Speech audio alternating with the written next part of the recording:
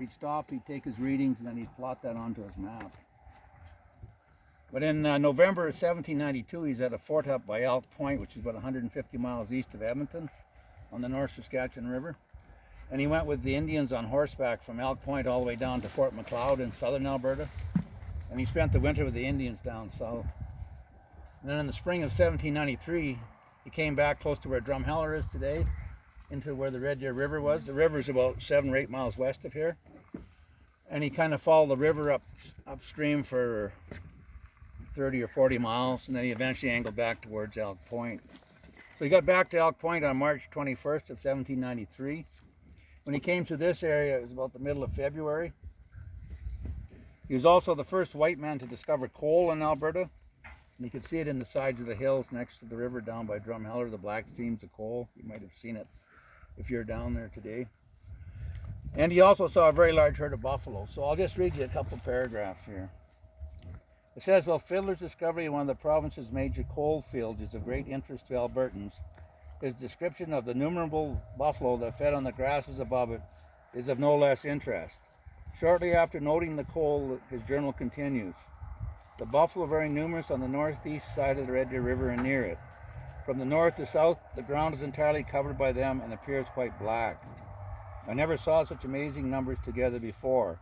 I am sure there were some millions in sight, as no ground could be seen for them in that complete semicircle and extending at least 10 miles. So to see 10 miles, you got to be up fairly high. So that ridge over there where the sky meets the land, that's about 4 miles over. And then the river's another 4 miles on the other side of that ridge. So I think he was up on that ridge somewhere, and then he could probably see 5 or 10 miles because of it being up higher. And then it says 10 days later, he was still in the midst of the vast herds, which were gradually crossing the river towards the west. As fast as some crossed the river, others filled up the space behind them, so that it appeared to him if all the buffalo in the country had concentrated into this one small section of Alberta. So that was 1793. There was millions of buffalo in Canada and in the United States. And about 90 years later, in the 1880s, there was just a handful left, maybe 100 or 200 at the most.